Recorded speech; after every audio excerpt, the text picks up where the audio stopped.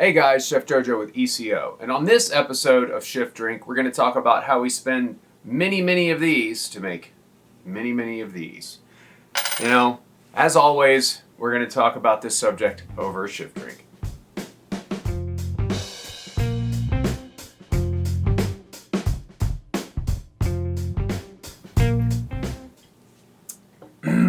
Okay, well, last week we posted an episode where we talked about the 5 secret ingredients, and I rated the number 1 ingredient for us, or the secret ingredients to find success in the kitchen. I rated the number 1 ingredient, knowing your cost of goods. Knowing your food cost, knowing your labor cost. For me, I think it's the most vital thing to find success. It's the one thing that allows you to know how much to sell the menu for.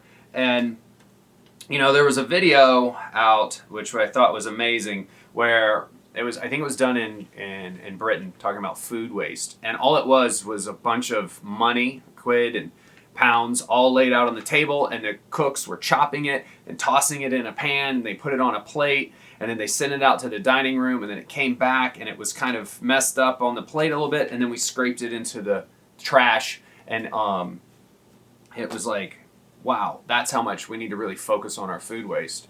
I remember the first time that I was in culinary school, and one of the chefs was going off on food cost and talking about how you can't run your restaurant and not know what it costs. And there's so many people that do that. And I was like, oh, what does he mean? You know, there's always this. They always threw around food costs like it was the holy grail. Well, you need to have your food cost at 30% and your labor at 11%.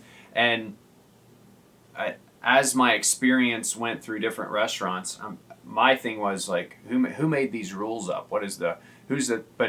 I've found that it depends. It depends on what kind of operation you're running, what kind of your location, amount of staff that it takes to do it. Is a 30 what you want? And then I've also had chefs say, this one will get you every time. You don't put percentages in the bank, you put dollars in the bank. So we run around and we spend thousands and thousands of dollars to buy food, to pay people to cook the food, and we just make, a percentage of it. It all boils down to percentages. And the only way that you can manage it is to understand each plate or each item that you sell or each drink that you sell. And you have to be exact. And you know where I found this out, or I learned a very good lesson? When I first started cooking, I didn't want to work in any franchise place. I wanted to be only strictly, like gourmet, shishi, whatever you want to call it. I wanted to make everything from scratch, and I wanted to work with the best people. And we were at the point where I needed to make some more money, so I needed to find another job. And I became a prep cook at like a TGI Fridays or something like that. I don't even remember which chain it was.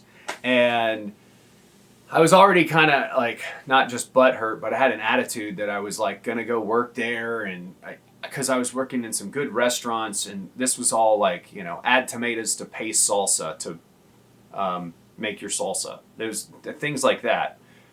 Fast forward 10 years and I'm buying thousands of pounds of chicken tenders and selling thousands and thousands of hot dogs. So I was a bit young and cocky and kind of stupid. And the manager started to yell at one of the cooks because they weren't scraping out like the mayonnaise or scraping out the 6-pan with a rubber spatula. And he kept screaming like, where's your $1 million spatula? Where's your $1 million spatula? And I was like, what the hell is he talking about? And he's like, do you know why I call this $1 million spatula? Because, it was my, I think, first day in training there. And I'm like, no, sir, I don't.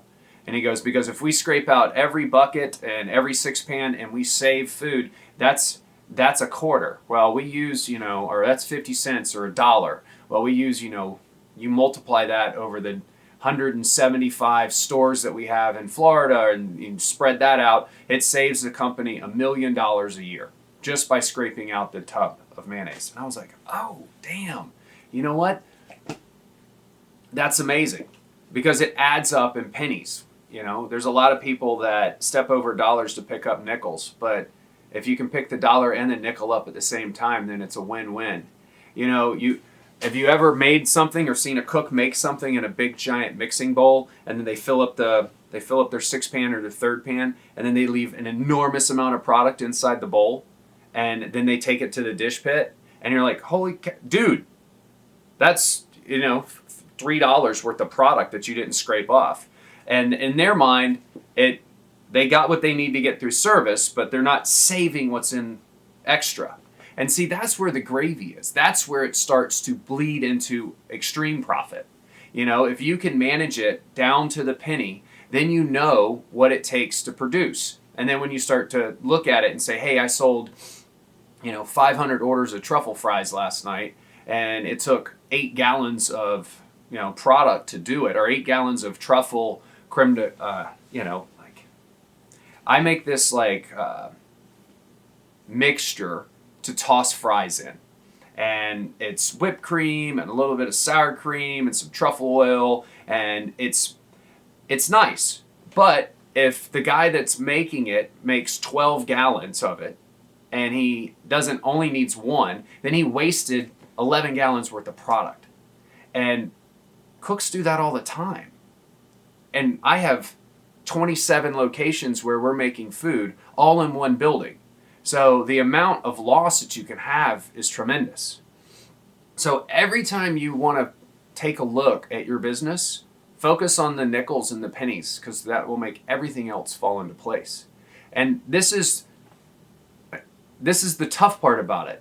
It sounds so simple. It sounds like the easiest thing to do. Write a recipe, cost out the recipe, and execute off the recipe. But how many of you walked into a kitchen and they're like, yeah, you're going to work this station, and then they give you this book and it has some old recipe in it, and they're like, oh, we don't make it that way anymore. You're going to have to ask Louie or Frank or whoever, or Sheila, and they're going to have to show you how to make the recipe, because you got to make it like them. It's not even a standard. Now it's just down to the person who used to work that station, now works grill, and they have to show you how they make it. So you really don't even know how much it's costing to sell your plate. But then you're doing 150 of those plates, and we complain about the tight margins. Understand your margins leads to success. And that's just on food cost. That same example of the truffle fries with the 12 gallons of product, it would take a quarter of the time to make 1 gallon as it does to make 12 gallons. But if you actually need 15 gallons in the whole property, have that person make 15 gallons for everybody. There's so many little nuances to every operation. So when people say, oh, you need to run this or you need to run that for your cost of goods, and that in turn tells you how much to sell it for, right? If it costs you $4 for the hamburger to make and put on a plate, how much are you going to sell it for? Some people are like, well, no one's going to pay more than $8 for a hamburger. But is it Kobe dry-aged beef? Are you hand patting it and it takes you a while to do that? Are you putting truffles on top? There's so many different variables just for the hamburger. And I feel like we throw things at the wall and we expect it to stick.